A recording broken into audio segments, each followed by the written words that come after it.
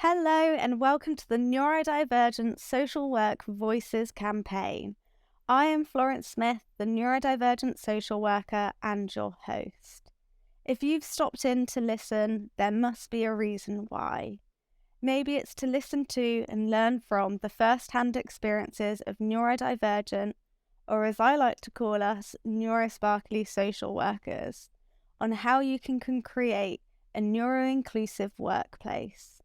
Or maybe you're seeking advice from other neurodivergent social workers about what works for them. Whatever your reason, it's nice to have you here, because for 1 month we will hear from 19 neurosparkly social workers. The conversations will explore 19 journeys, 19 unique neurological profiles, and 19 tips for other neurosparkly social workers. So, why has this campaign been launched? Well, it's been done with the vision to raise awareness, share knowledge, celebrate neurodivergence, as well as increase representation of neurosparkly social workers across the profession. You can find us everywhere from students, social work assistants, frontline professionals, educators, and managers. Today I'm talking with Kristine, a social worker with ADHD. Hello, Kristine. Hi, Florence. Kristine, I was wondering if you could tell us a little bit about your current role in social work. I'm in a FAST team, which is Family Assessment and Safeguarding team. I've done the role for a year now, or just over. So I've completed my ASYE, which is Assessed and Supported Year of Employment. And it's been really difficult, I guess, because I'm learning about my own differences, and that's bringing its own challenges to the role.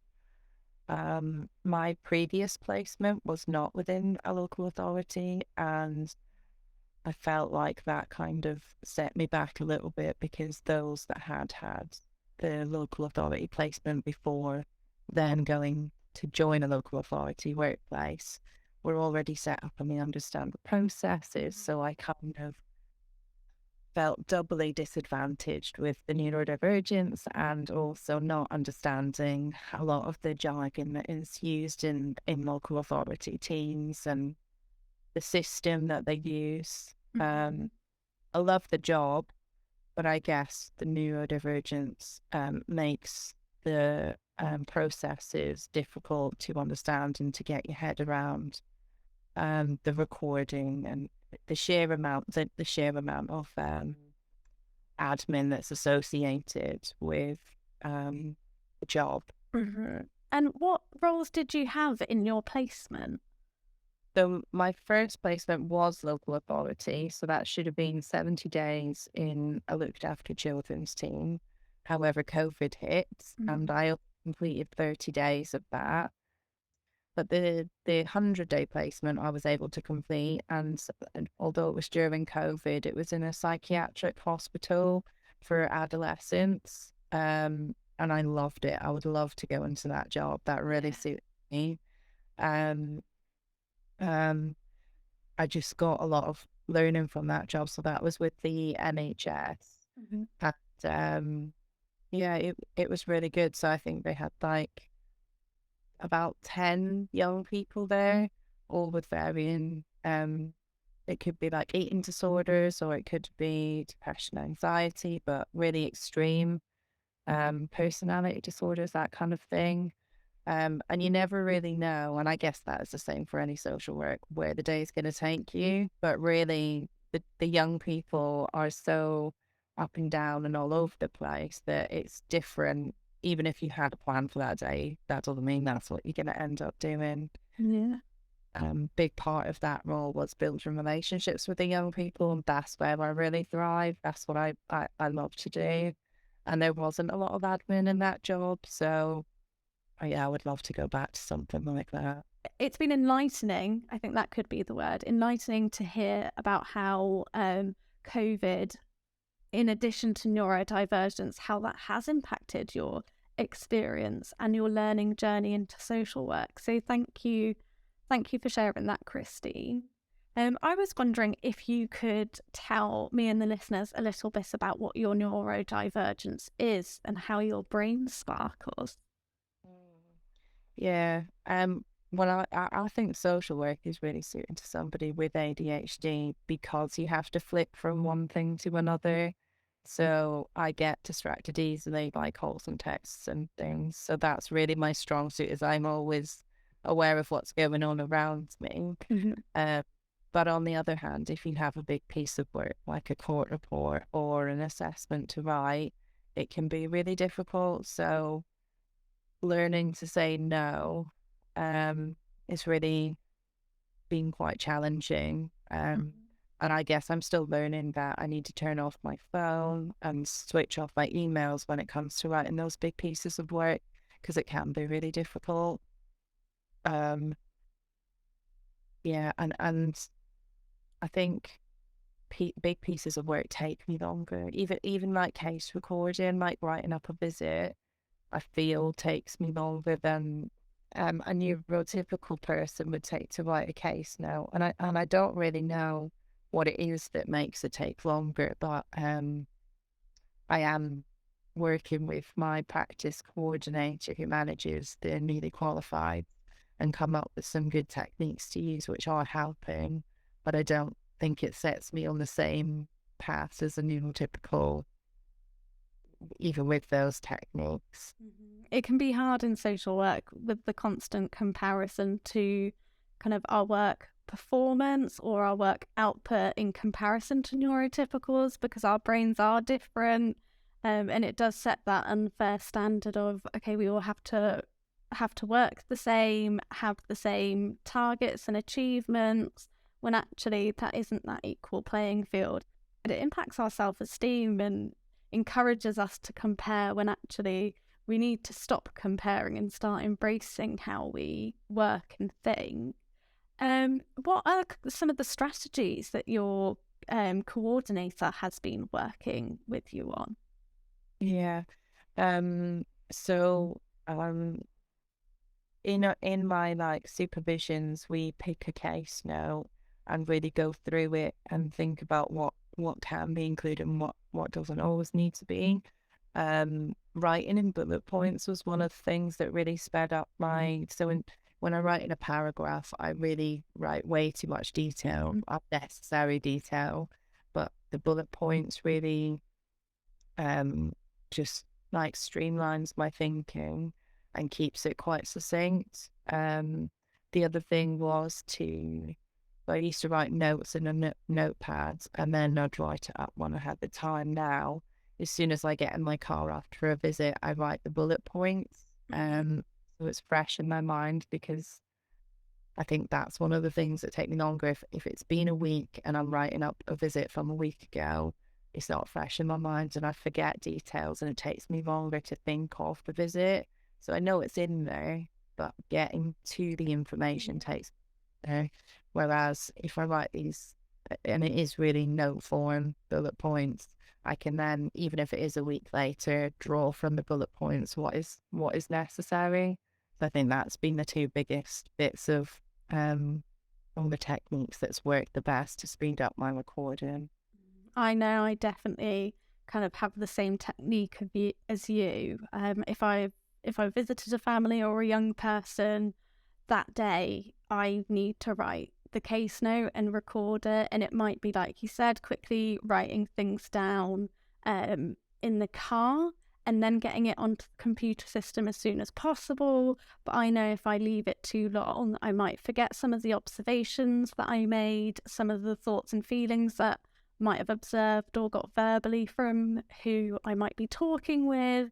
And it's funny that you mentioned time, because I find if I've been with someone for an hour, it will take me that exact amount of time to write it up.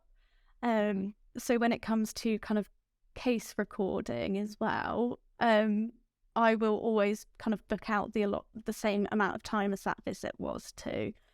Because if I only book out half an hour for writing up an hour's visit and it takes me longer, that would really stress out my brain, would kind of trigger some negative self-talk. So sometimes I hope these strategies try and prevent that. Kristine, I was wondering what some of the strengths or challenges that your neurosparkliness creates for you in practice. I guess strengths-wise, and we touched on it before, was when we talk about creative. I always come up with different ways of working with young people, and I avoid using the standard forms like the three houses and the fair stuff, because I don't find, or I guess if I think it's boring, then I can imagine that the children might think, oh, I've done these before, I don't want to do them again.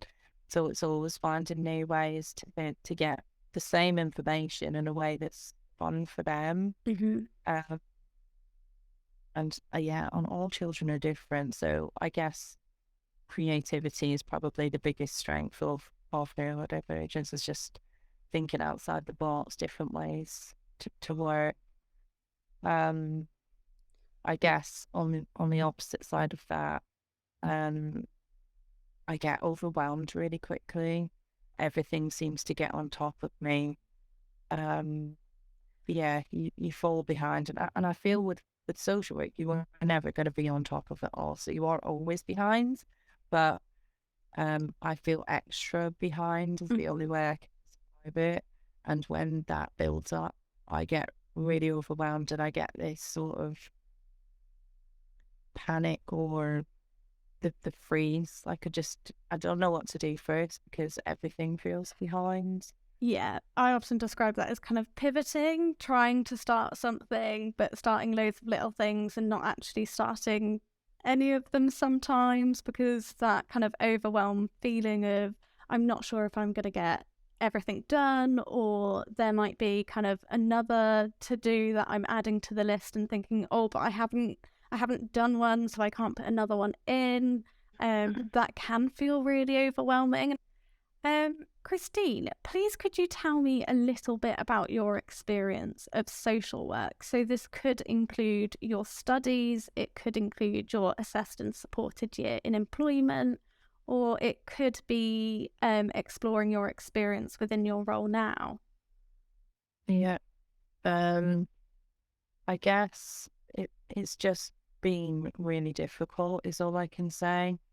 Sometimes I question whether social work is for me, because it has been really difficult. And I guess we all have those bubbles, neurodivergent or not. But I do feel really passionate about it. So I think I'm sticking with it for now. I would say that my practice coordinator and manager have been with, and I'm part of a focus group which is looking at retention of staff. It's a really small focus group for our local authority, which they're I don't know what they're called. It's head of social work, but it's above that. What's it, the directors or something? Yeah. They've employed research and practice to do some work with us. So that's nice to have my voice heard.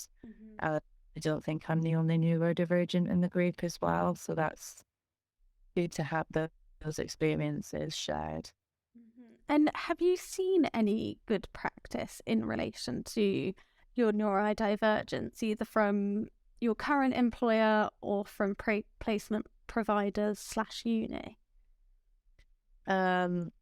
So that we have on Teams, you can have different channels. We've got one for disability, and in a subgroup there's one for neurodivergence, which has just been set up.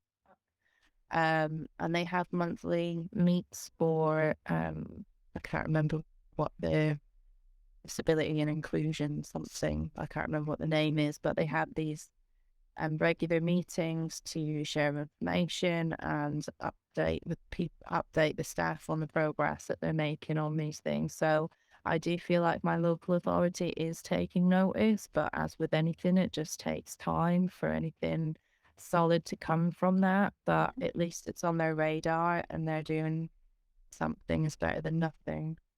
That's it. The small waves that they make now will hopefully ripple into bigger ones in the future.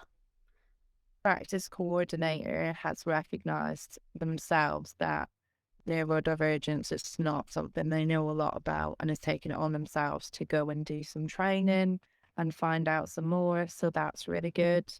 And my manager brings it up in every supervision. So we have a chat about struggles and things like that. So I do feel like I am in a good local authority. Yeah, it sounds like they've put some support in place there. And is that through you asking for it or through kind of joint reflection? I haven't asked for it because I don't know what to ask for. It's really difficult without the diagnosis to know what is helpful for me. And I am so new on the journey that I just don't know enough. So I don't know. I guess it's just been in reflections really. And I have just had my access to work assessment, which has recommended some things which will put in place more support for me. So that's equally good. Oh, that's really good. And how did you find the access to work process? It was a long wait. During the actual assessment, it was really good, but it's not very neurodivergent friendly because they're like, you have to do this in this amount of time and that, and like, what if you forget? And it's just like, you've got 2 days. I missed a couple of calls, and the last voicemail was like, if you don't get back to me, we're going to shut your assessment. And I'm just like, that's not like, fine, I got there in time, but what about all the other people that are just like, yeah, or don't? It's not for an assessment, assessing that, it's not, they're not taking note of really what's going on for you. The assessment was good though, really, really good. Like the actual phone call and talking through everything, very understanding. But I guess it's just the before that is the problem. Yep, yeah. What advice would you give to other neurosparkly social workers? Reach out, you're not alone. Use your peer support, even of neurotypical people, because although they may not know enough, having their understanding or support can be really helpful. So my team know that I'm struggling, and there is another neurodivergent person on my team, but the other ones aren't. And they've offered me support, to do visits or help write up my notes and stuff. And so just being open and honest about where you're struggling, because people are really willing to help when they can. And if they can't, they can be honest about that. Being open and honest, I think, is that's the best thing that we can do, because the more people that know about neurodivergence, the bigger the awareness and the more support we can get. That's fantastic advice. Thank you, Kristine. Thank you, Kristine, for giving your time to celebrate neurodivergence in social work and for sharing your lived experiences. And thank you to everyone who has listened. If you are interested in learning more about neurodivergent social workers and neuroinclusion, please check out the Neurodivergent Social Worker website and the British Association of Social Work Special Interest Group. The link to the website and the Special Interest Group can be found in the description below. Thank you.